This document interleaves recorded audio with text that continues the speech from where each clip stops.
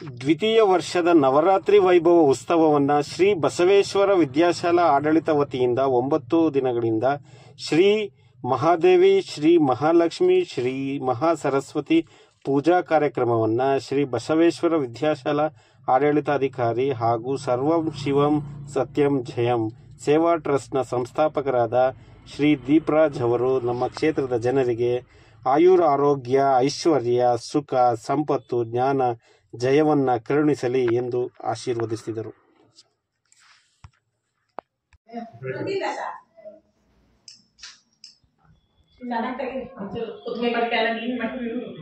ಎಲ್ಲ ದೇವರು ಕಾಣಂತ ತೆಗಿರಿ ಐನರೇ ಒಂದ್ ಎರಡು ಮುಚ್ಚಿ ಬಿಡ್ತೀರಾ ನೀವು.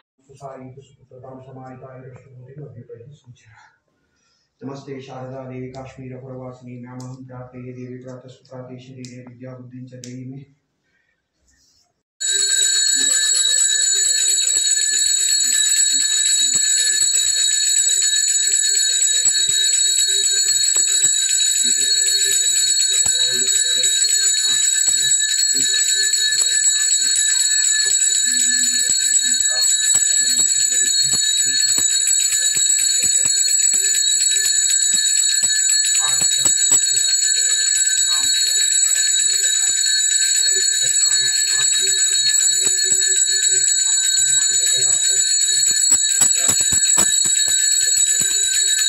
ನವರಾತ್ರಿ ಉತ್ಸವವನ್ನ ಆಚರಿಸ್ತಾ ಇದ್ದು, ಮೊದಲಿಗೆ ತಾಯಿ ಮಹಾಗೌರಿಯನ್ನ ಮತ್ತು ನಂತರದಲ್ಲಿ ಮಹಾಲಕ್ಷ್ಮಿಯನ್ನ, ನಂತರದಲ್ಲಿ ಮಹಾ ಸರಸ್ವತಿಯನ್ನ ಕೂರಿಸಿ ನಾವು 9 ದಿನಗಳ ಕಾಲ ಈಗ ನವರಾತ್ರಿ ಉತ್ಸವವನ್ನ ಕೈಗೊಂಡಿದ್ದೇವೆ.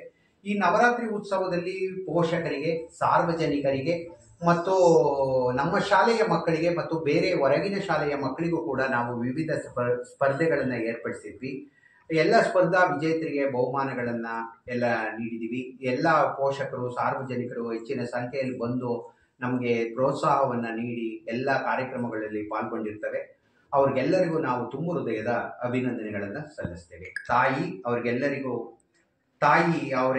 ಸುಖ, ಶಾಂತಿ, ಸಮೃದ್ಧಿಯನ್ನು ಕರುಣಿಸಿ ಎಲ್ಲ ವಿದ್ಯಾರ್ಥಿಗಳಿಗೆ ವಿದ್ಯೆ, ಜ್ಞಾನ, ವಿವೇಕಗಳನ್ನು ಕರುಣಿಸಲಿ ಅಂತ ಹೇಳ್ಬಿಟ್ಟು ನಾನು ಪ್ರಾರ್ಥಿಸ್ತಾ ಇದ್ದೇನೆ.